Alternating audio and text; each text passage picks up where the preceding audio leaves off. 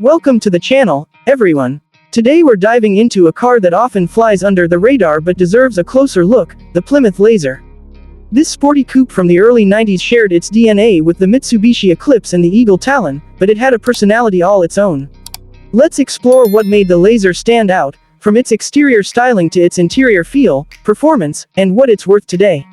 Right off the bat, the Plymouth Laser grabs your attention with its sleek and aerodynamic design.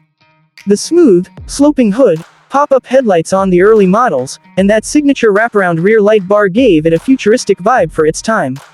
The body lines were clean and purposeful, and depending on the trim, the RS or RS Turbo, you got sportier accents, alloy wheels, and sometimes even a rear spoiler that made it look ready to race.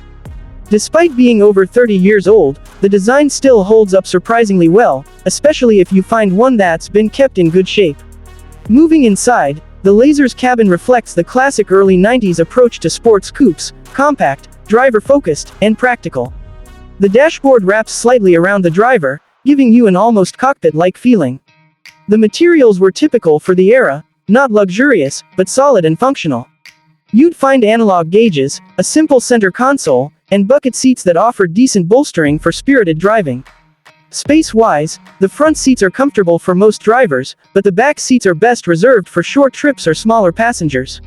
Cargo space in the hatchback is actually quite decent, especially with the rear seats folded down. Now, let's talk performance, because that's where the Laser really earns its reputation. Under the hood, you could choose from a few engine options.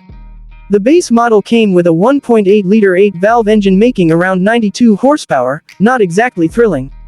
But step up to the 2.0-liter DOHC engine in the RS model, and you get 135 horsepower.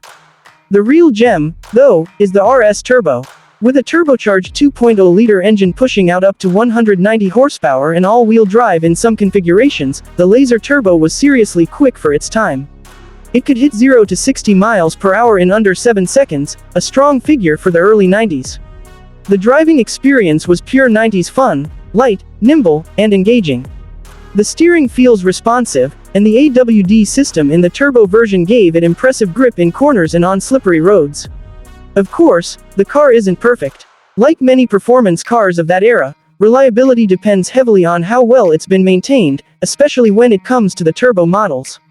When it comes to pricing today, the Plymouth Laser can be something of a bargain for enthusiasts looking for a piece of vintage performance.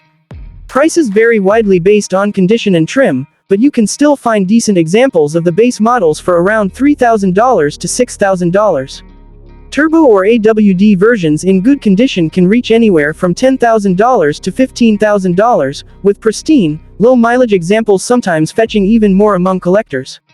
So, is the Plymouth Laser worth it? If you're into classic sporty coupes with real 90s character, and you don't mind putting in some love and maintenance, it's definitely a fun and affordable way to own a piece of the DSM legacy.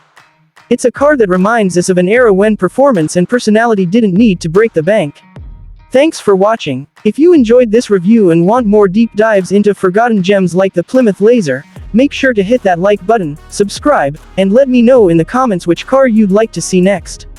See you in the next one.